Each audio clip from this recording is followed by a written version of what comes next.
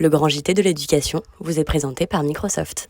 On le dit sur l'observation qui est vraiment le maître mot justement. Alors c'est une séquence, pas un stage, vous le dites.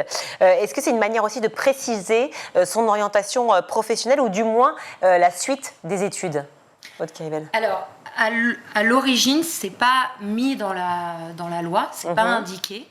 En revanche, on s'aperçoit que dans certains établissements, et notamment dans les établissements en réseau d'éducation prioritaire, où on va avoir une part plus importante, voire parfois majoritaire, d'enfants qui vont être orientés à l'issue de la troisième, et bien dans ce cas-là, ça prend cette fonction de tester une future orientation.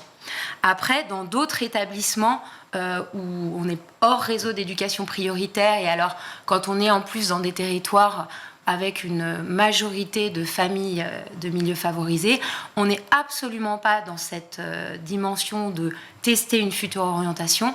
On est vraiment dans une dimension de découverte. Et alors, dans les milieux les plus favorisés, on va être carrément dans un premier marqueur social prestigieux qui pourra peut-être être mobilisé dans le CV plus tard. Donc il y a déjà un investissement et une stratégie familiale où j'ai le souvenir dans mes enquêtes de parents qui disaient nous, on ne veut pas que l'enfant veut être journaliste, est intéressé par le milieu du journalisme, mais on ne veut pas qu'il le fasse aux Parisiens parce que c'est pas assez bien, il faut qu'il le fasse au Monde. Donc vous avez vraiment un écart extrêmement grand entre la manière dont ce dispositif va être utilisé, mobilisé et va se concrétiser selon les milieux dans lesquels on se trouve. Et oui.